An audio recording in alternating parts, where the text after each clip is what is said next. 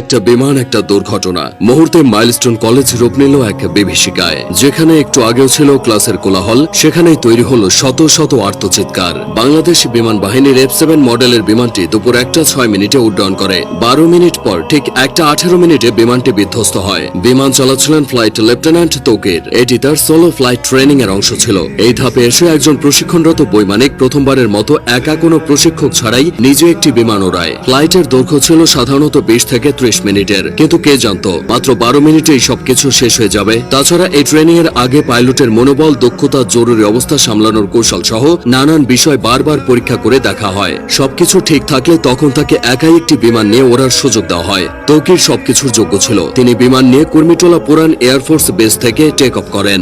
এরপর উত্তরা, দিয়াবাড়ি, বাড্ডা, হাতিরঝিল ও রামপুরার ওপর উঠতে থাকেন। তবে কয়েক মিনিটের মধ্যে কিছু সমস্যা দেখা যায়। সঙ্গে সঙ্গে তৌকির কন্ট্রোল রুমে রিপোর্ট করে জানায় যে তার বিমান আকাশে ভাসছে না, মনে হচ্ছে বিমান নিচের দিকে পড়ে যাচ্ছে। কন্ট্রোল রুম থেকে তাকে জানানো হয় তিনি যেন ইজেক্ট করেন তথা বের হয়ে আসেন। বিমান যখন নিয়ন্ত্রণের বাইরে চলে যায় তখন পাইলট নিজেকে বিমানের বাইরে বের করে আনেন প্যারাশুট সহ।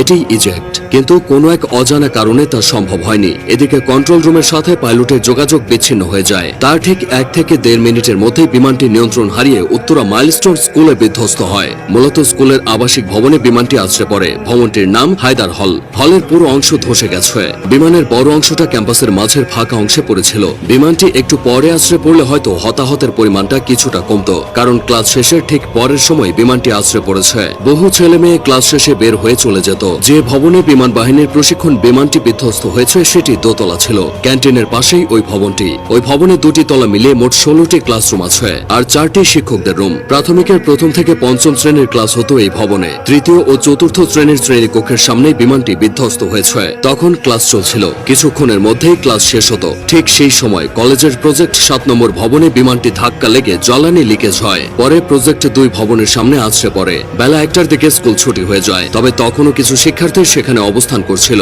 তারাই সবচেয়ে ক্ষতিগ্রস্ত হয়েছে। অনেক অভিভাবক বাইরে থেকে দাঁড়িয়ে শুধু দুর্দশা দেখেছে, কিছুই করার ছিল না। দুর্ঘটনা যা ঘটার তা ঘটে গেলেও কিছু প্রশ্ন থেকে গেছে।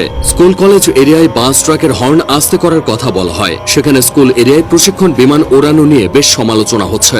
উন্নত দেশগুলোতে বিমান বাহিনীর প্রশিক্ষণ বিমানগুলো জনমানবহীন এলাকায় এনে ওড়ানো হয়, এই যেমন ফাঁকা মাঠ, নদীর পার বা বিধ্বস্ত কোনো জায়গায়। কারণ একটাই, কোনো অনাকাঙ্ক্ষিত ঘটনা ঘটলে যেন ক্ষয়ক্ষতি এড়ানো যায়। এদিকে ঢাকার মতো জনবহুল শহরে বিমান বিধ্বস্তের এই ঘটনা ক্ষয়ক্ষতির পরিমাণ বাড়িয়ে দিয়েছে। তাছাড়া যে বিমানটি নিয়ে তৌকির বের হয়েছিল সেটি বহু বছরের পুরানো বিমান বলে অনেকে দাবি করছে। এই বিমান এতটাই ঝুঁকিপূর্ণ যে দুনিয়া জুড়ে এটি উড়ন্ত কফিন নামে পরিচিত।